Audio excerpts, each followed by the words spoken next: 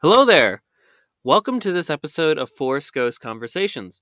This is your host, Anthony King, and this week I'm going to discuss the sixth episode from the Book of Boba Fett titled From the Desert Comes a Stranger. Before we get started, I'm inviting you to join the conversation with us. We can be found on Twitter at Force Ghost Pod. You can also follow us on Facebook, Instagram, YouTube, and TikTok now, just by searching Force Ghost Conversations. We look forward to connecting with you on those platforms. And also, please be sure to subscribe, rate, and review the podcast on your listening site of choice. And without further ado, it is time to gather around the campfire for some Force Ghost conversations.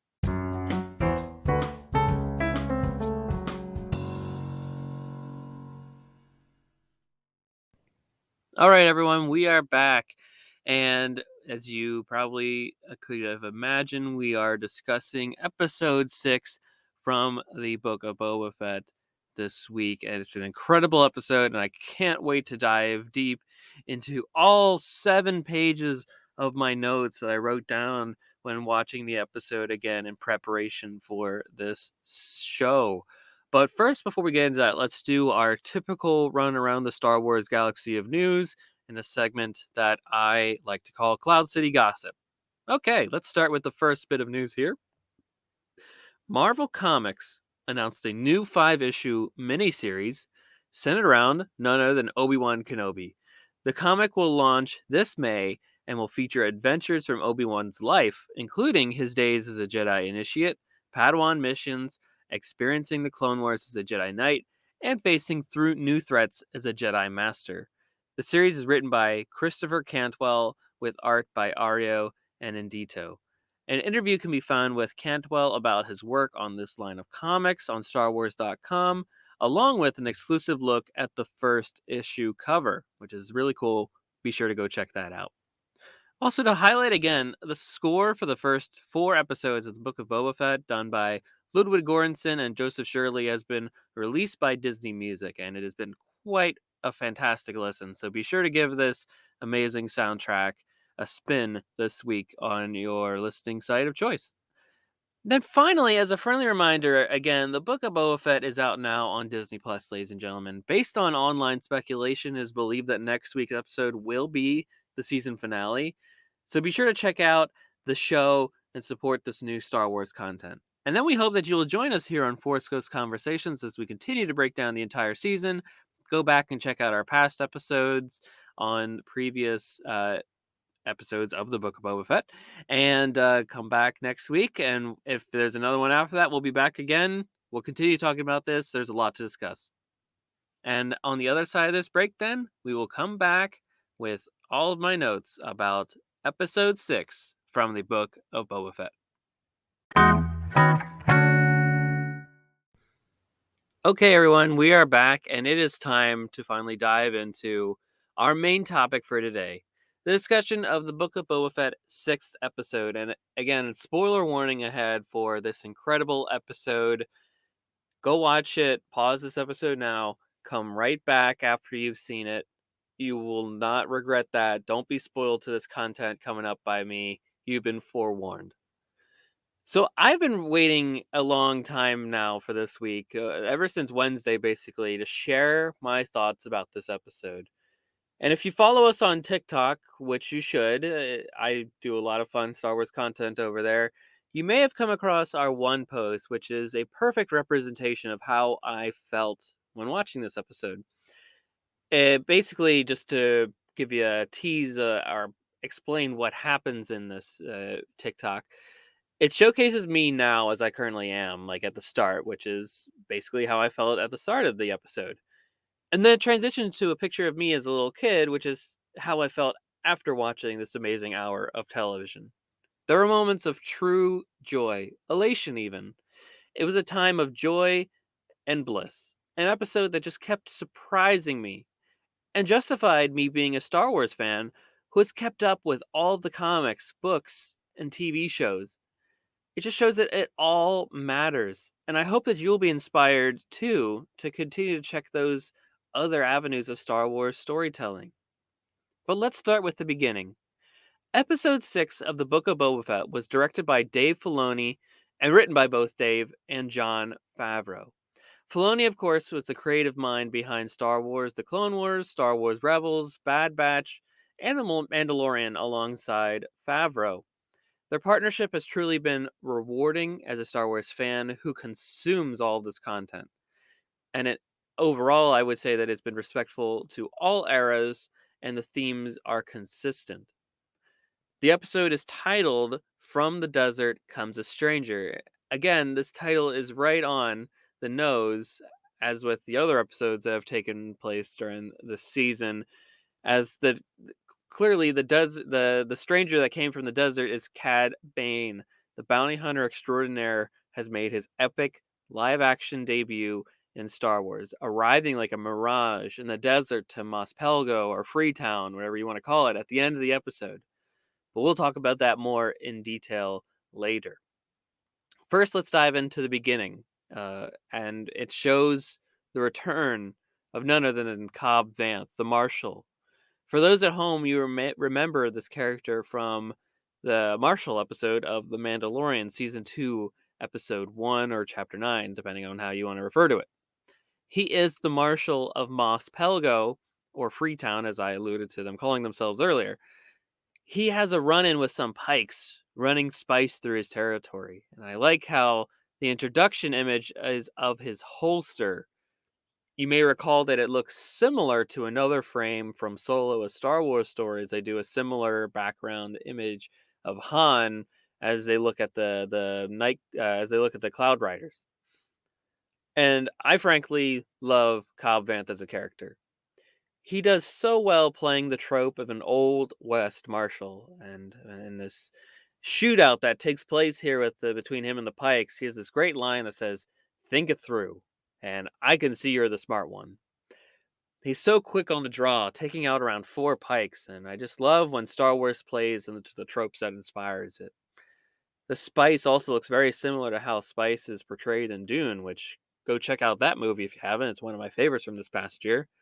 And frankly, if I'm not mistaken, this instance may be the first time that we've actually seen what Spice looks like in Star Wars.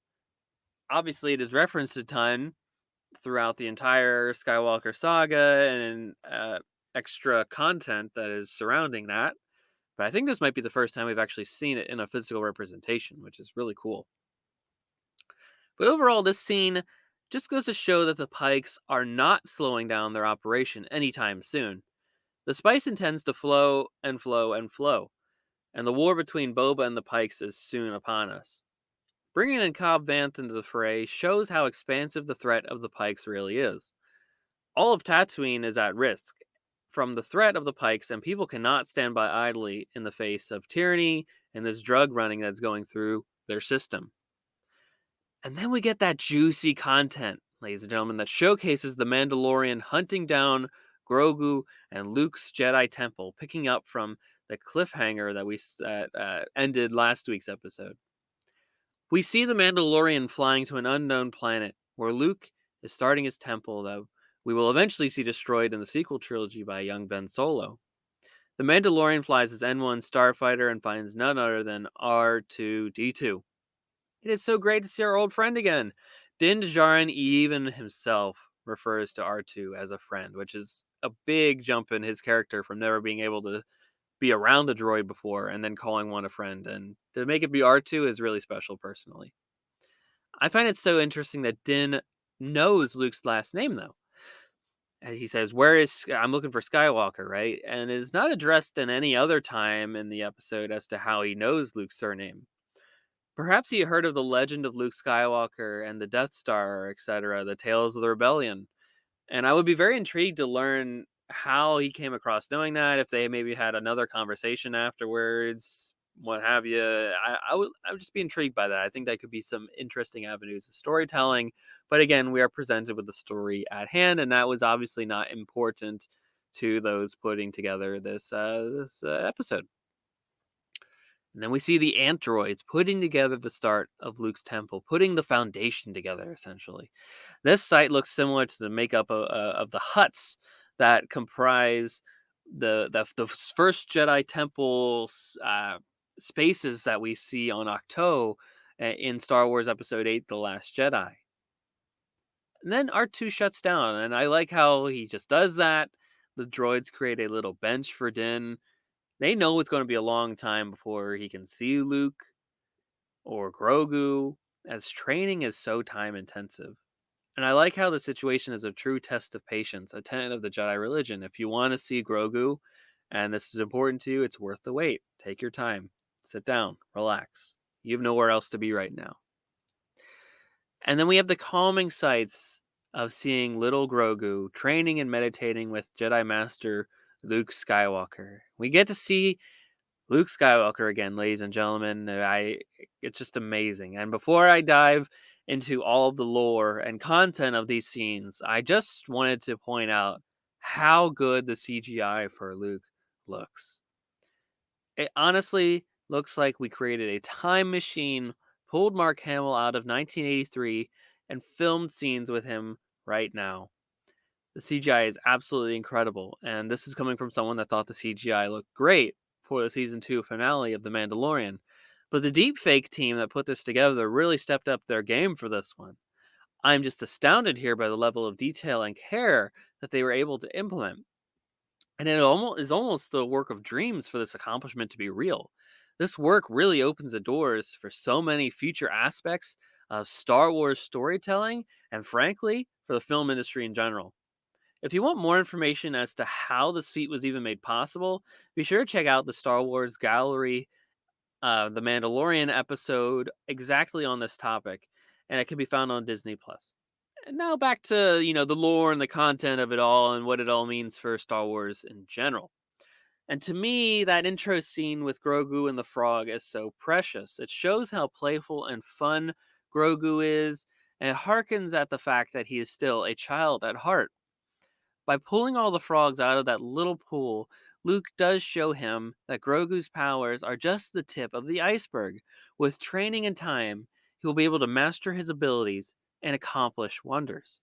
Seeing is believing sometimes when it comes to the Force, and I personally thought it's just a little neat callback to Luke being unable to pull the X-Wing out of the swamp in Dagobah.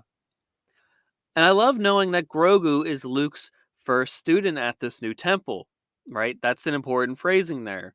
Technically, he's Luke's second student, as Leia was the first person to be trained under his tutelage.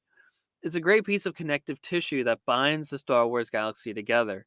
And as a fan of the overall saga, it makes me proud seeing Luke pass on what he has learned as Yoda instructed him. And the fact that his next student is someone who is also the same species as Yoda is just super cool. The student becomes the master, and the master the student in some regards. Luke sharing details about Yoda to Grogu and his teachings is really precious to me. Especially when you hear Yoda's theme in the background is just the icing on the cake. And can we also just talk about how cute it is that Luke is using the Force to help pull Grogu along as they are walking and talking in the forest? Just amazing. Luke then helps Grogu to remember some of his past, and frankly, we get a little bit here of Order 66 from Grogu's memories. As we can see in this little flashback sequence, there are 3 Jedi protecting him who fall to the 501st clone troopers who stormed the temple with Anakin that fateful night.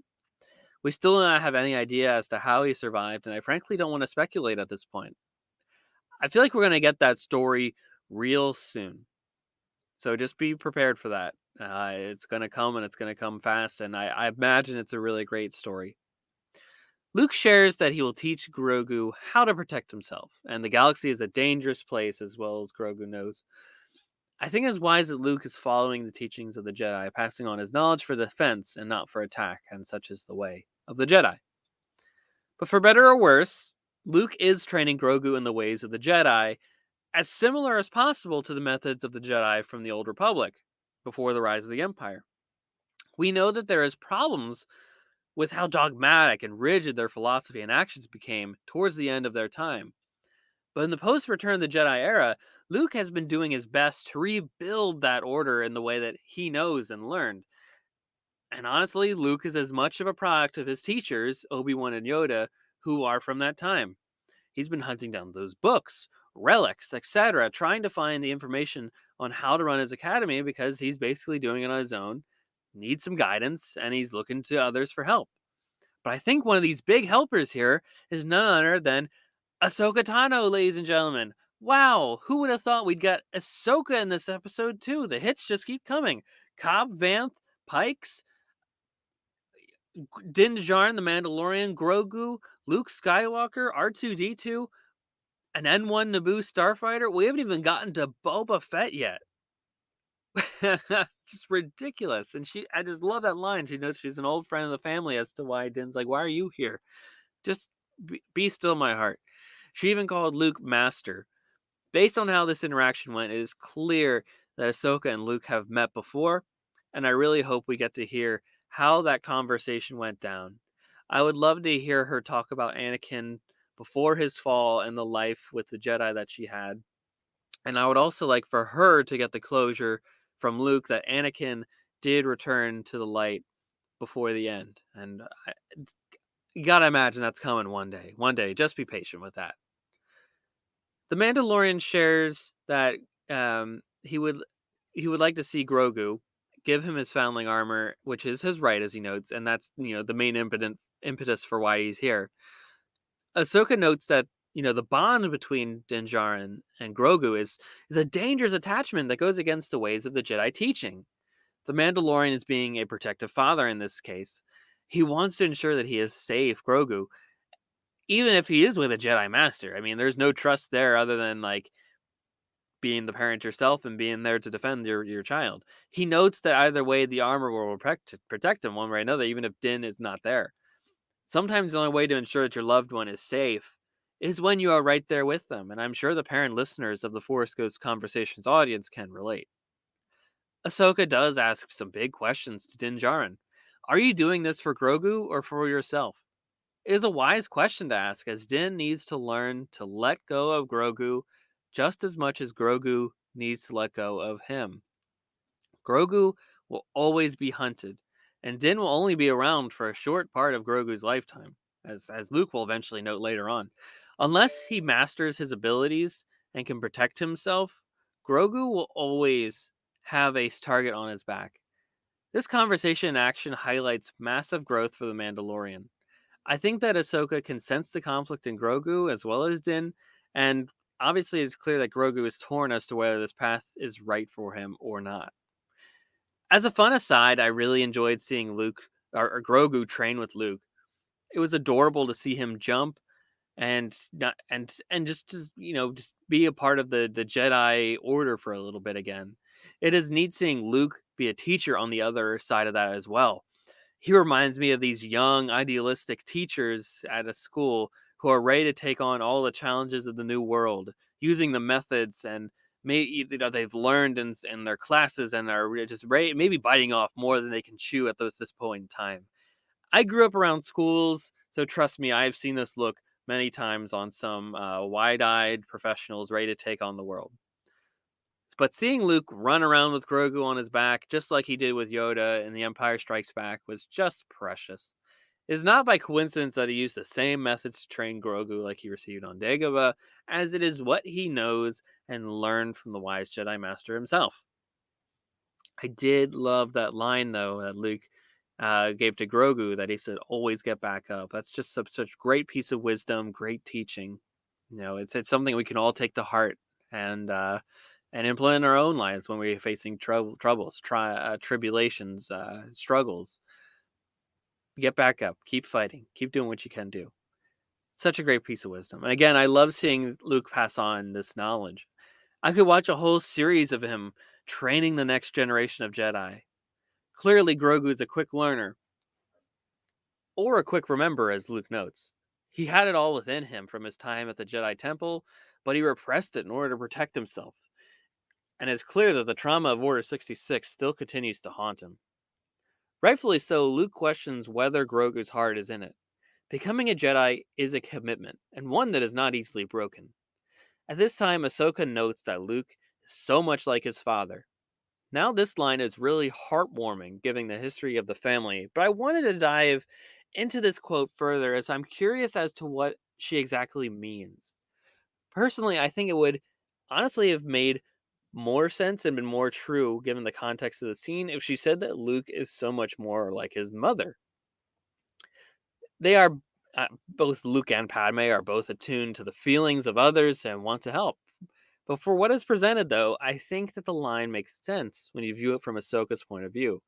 In her time with Anakin, it was clear that he could easily sense conflict, turmoil, and always wanted to see the good in others. Luke, too, embodies all those traits, which is what I think she's getting at with this conversation. When in doubt, she notes to trust your instincts and the proper path will usually present itself, which is true in real life as well. The impactful music from the Mandalorian Season 2 finale also plays in the background triumphantly in this point. Luke asks if he will see Ahsoka again, and she is coy, saying, perhaps. She's a wanderer now, and she goes where she is needed. However, I certainly hope that their paths do cross again as she goes on the hunt for Grand Admiral Thrawn. The Mandalorian then joins Boba and crew at his palace. They're preparing for war. The round table of players includes Boba, Fennec, Kersantin, and the mod crew. Seeing this hodgepodge of Star Wars characters coming together for this cause is really cool to see, in my opinion. Fennec notes that Boba's crew does not have enough soldiers to hold off the Pikes in an all-out war, and the Mandalorian also says that, but on that front, that he can help. And he seeks out that marshal from the beginning of this episode, Cobb Vanth. And then in flying there, you may notice that he sees that band of Jawas with their sandcrawler, with that the bone skull head of that crate dragon from the Mandalorian season 2 opening episode, on top of that vehicle, which is great connectivity. And I personally enjoyed. I geeked out, frankly, when Cobb Vanth said that Naboo starfighter. Gosh, Timothy Oliphant adds so much to the Old West nature of this character in so many ways. That conversation between Din and Cobb is precious. Especially when they go to the bar later on. I love the response of the question of how he has been since he lost his armor, and obviously the direct response is more careful, right? Cobb Vanth is being more careful out there in the world, which is brilliant. He asked about Grogu, and when Din tells him the story is with his own kind now, he notes that they both lost something that they were fond of. It's an attachment. They both had this attachment to something that was, in a way, not theirs to control. The way that Cobb Vanth is portrayed in the Mandoverse, if you will call it as that, is a character with a sincere, humble honesty, in my opinion. You always know where you stand with him, and he will tell it to you in a way that is just charming. The Mandalorian requests that Cobb help lead a garrison into this coming battle, this conflict, and Cobb naturally is hesitant. He has to protect this community, Mos Pelgo, Freetown, whatever you want to call it. Drawing them into a conflict which is not technically theirs could be costly and deadly. And the people just want peace. Din Djarin then counters with the fact that they are a part of the same planet. They occupy a symbiotic relationship with the people, the land, the community. They are all one. Something that impacts some of them ultimately affects all of them. As we saw from the intro, the spice is already making its way through this sector of Tatooine, and the Pikes do not want those shipments slowing down. Ultimately, the Mando asks this help as a favor of Cobb Vanth, and Cobb notes that he will see what he can do and calls for a town meeting, essentially. And then, as if all this episode just wasn't enough, all of it wasn't enough, Luke, Ahsoka, Grogu, the Mandalorian, Cobb Vanth, R2-D2. We've had Boba Fett now at this point. Kersantin, Fennec Shan, the Mod Group. Even the Major Domo had a little fun appearance in this episode from the mayor's office. This character that I love has all these great awkward interactions. We get what I am affectionately going to call the introduction. You can trademark that. It's going to be called the introduction. I don't think there's ever going to be another introduction that's ever as cool as this in a live action sequence. The duster and the hat appear as a faded shadow in the distance, getting ever so closer. The tension builds in the most brilliant way imaginable. It is an Old West high noon shootout in a galaxy far, far away, and I absolutely lost my mind and my voice when this was playing out on my first viewing. I was utterly speechless, and frankly, my excitement is still at peak levels talking about it now. This character, ladies and gentlemen, is none other than Cad Bane, one of the deadliest bounty hunters in all of the galaxy. The character looks absolutely stunning in his live action debut. The voice is done by the brilliant Corey Burton, who provided his vocal talents for the character during the Clone Wars and the Bad Batch series. He doesn't even share his name with Cobb Vance when he's asked. It doesn't matter. All that matters is what he has to say. His teeth are so menacing, that sharp pointiness. I absolutely love this character, if you can't tell. He literally embodies the Old West cowboy, the nameless villain that traverses the countryside all the way down to the top hat on his head. I can't get enough, and I'm just thrilled that he's in live action Star Wars now. And this scene is a masterclass in acting, by the way. I also wanted to just give some quick notes about this character from the wonderful Clone Wars character encyclopedia. If you're a fan of the Clone Wars and Star Wars in general, make sure you go pick up this book. You will get so much more information and factual details about characters across the 7 seasons of that series that will impact the Skywalker saga in a way that we never thought possible before this episode, frankly. Honestly, and I wanted to just give some key points here. Cad Bane is a hunter for hire, right? He's willing to do any job, no matter how dangerous, if the price is right, right? And he has such a big, strong reputation to uphold. And he's because of that, he's getting top dollar from the Pike Syndicate for enlisting his services right now. So I just wanted to notice here that you might have saw the tubes connecting to the side of his mouth, and those tubes they help to maintain his oxygen supply in non-oxygen atmospheres, and he also has rocket boots to help him match Jedi's ability and speed. So this is just some of the fun details that you may not have noticed when watching this episode the first time. And I hope you go back to and check out. This isn't just a character that has a cool hat and a cool voice, right? There's so much more aspects to his character that helps him even compete against the Jedi. This is a character that has stolen the holocron right from the Jedi Temple. He's had run-ins with the Bad Batch. This is a really, really cool character. So just wow. So in their brief conversation, Cad shares that the Pikes will pay double what Boba is paying. All Cobb needs to do is stay out of the way. Cobb Vance basically says that Tatooine is closed for business in an old West kind of mentality, right? Cad quips back with the fact that he should have never given up his armor and then, hints at his gun. These two are going to have a little shootout here. There is almost a shootout of words between them in this sequence before the actual shootout takes place. And then it does. Cad is quicker on the gun than both the deputy who's off to the side there and the marshal himself, who gets shot in the hip. And that deputy is dusted with like 4 or 5 blaster bolts to the chest. Cad says that Tatooine belongs to the Pike Syndicate, and that as long as the spice keeps running, everyone will be left alone.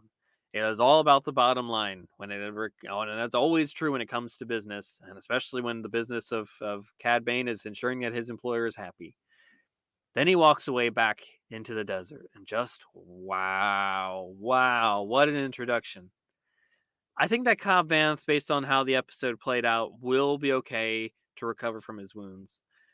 This action, though, will provide the people of Freetown with enough fuel and malice to want to join Boba's cause. And I think that this action may actually harm the Pikes' efforts more than they intended. The Pikes then, obviously, as if you watch later in this, so they bomb Garsa Whip's establishment, inciting the first act of war between Boba and the Pikes. So it is clearly happening, ladies and gentlemen. War is upon us. The episode ends with this interesting choice back at Luke's temple. Grogu is shown the Mandalorian foundling armor that was made especially for him. Luke says that he can take it, but that would mean giving into attachment and leaving the teachings of the Jedi. But on the other hand, he offers Yoda's lightsaber to him and the path of the Jedi. And in a way, it is a similar dilemma to what Luke was offered before him in The Empire Strikes Back, right? Stay here and be a Jedi, learn to complete your training with Yoda, or go save Han and Leia. Go fall into the traps. Give into this attachment. Basically, go help your friends or learn the teachings of the Jedi to help the galaxy. I'm not going to speculate on the choice because I have a feeling we'll get our answer next week. But wow, What a way to end a phenomenal episode. I wanted to conclude my thoughts here by noting the major theme of the episode, the theme of choice. Essentially, each character is presented with a choice at one point or another in this episode. Choice is obviously a theme that's been consistent overall with the Book of Boba Fett. Some of the choices placed in front of the various characters I noticed include Boba obviously choosing to be a better lord of Tatooine, than the Pike Syndicate, protecting the people around him, creating this family. That's a choice on his front. Luke training Grogu is a choice too, as Ahsoka noted. That was Luke's choice, and that was Grogu's choice to go with him at that point in time. Din choosing not to see Grogu is another important choice. That is him giving up his own attachment to Grogu, even though it hurts. He wants to see him, he wants to protect him. But as a parent, you have to let go sometimes. Cobb Vance choosing to join the cause or not. We didn't get that choice, that final decision yet, but it is something that is coming. That is coming. We're going to see the choice there. And frankly, that final cliffhanger for Grogu is the ultimate choice of this matter. It is the choice of which destiny are you picking in front of you. And the concept of choice is fascinating. There are always trade-offs, but we should usually trust our gut to do what is right, because it is right. In the end, we should remain accountable for our choices and the consequences that may result, though. It will help us to grow, to learn, and to be better for the next choice that's presented in front of us.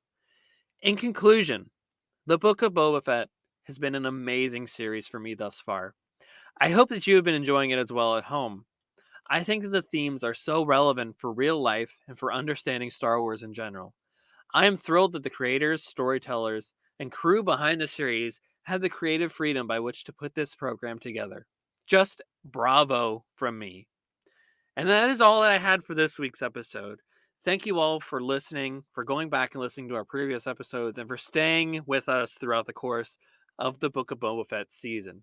Be sure to tune in next week for what could potentially be the season finale for the Book of Boba Fett. And I hope you will come back for those conversations with us next week.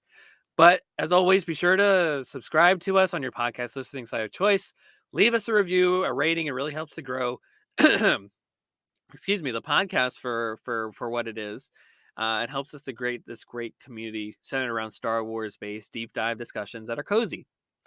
And be sure to also follow us on social media on all the platforms listed before: Twitter, Facebook, Instagram, YouTube, TikTok. We really appreciate your support and in getting the word out to other people that might be interested in Force Ghost conversations.